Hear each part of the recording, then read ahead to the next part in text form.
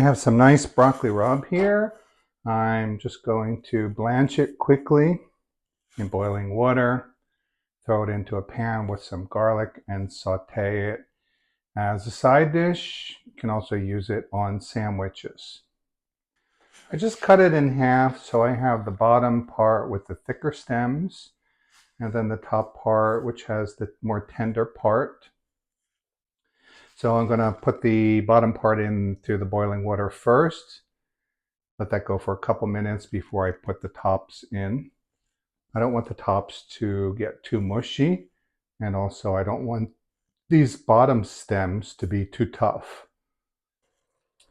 The bottom part of the broccoli rabe has been boiling for about 2 minutes. It looks pretty good.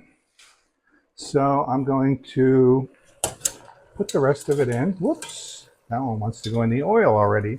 So it's, kind of steaming. It's not a lot of water in here. You just want to soften it up a little bit. It's going to take some of the bitterness out, but I like the bitterness of broccoli rabe. So you could completely skip this step and just put it straight into the garlic and oil. Be careful, I don't want my garlic to burn, so keep an eye on that. I'm going to salt my garlic because I heard somewhere that this will stop it from burning. I don't know if that's true.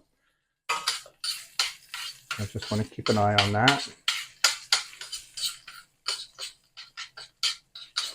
Looks good, it smells great. Just going to let the broccoli rabe kind of steam for about a minute and then throw it in. My broccoli rabe is almost ready to go. So before I put it in the oil, just going to throw some red pepper flakes.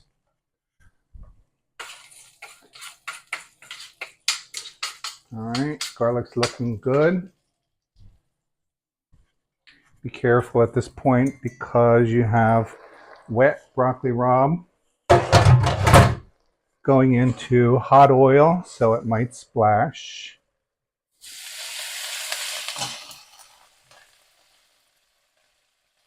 I've seen people do like an ice bath to kind of retain some of the greenness of the broccoli rabe.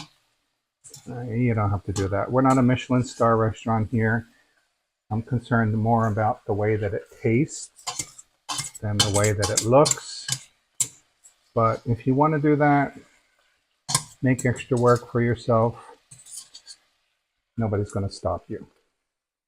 Okay, so now there is a little bit of moisture in the pan. I want to just make sure that you're not burning it. So my heat is low.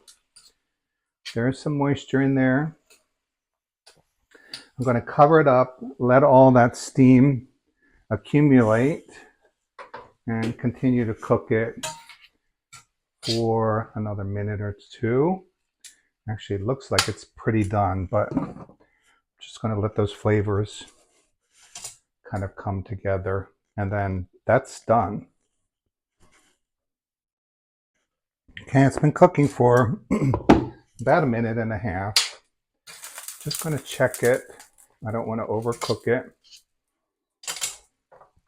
First, I'll salt it.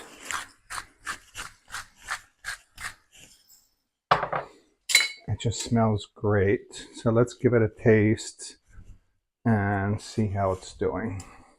I'm going to try one of the stems.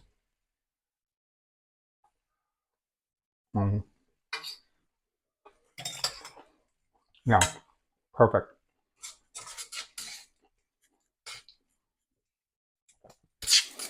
Still has a crunch to it, but it's cooked. It's not bitter. Let's try one of the softer parts.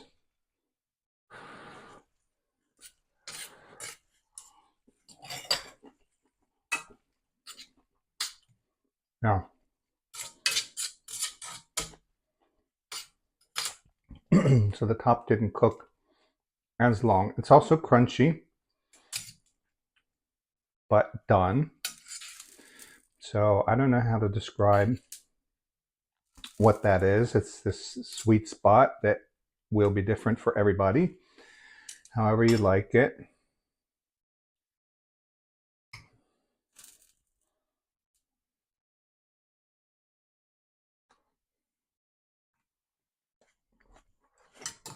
Makes a great side dish,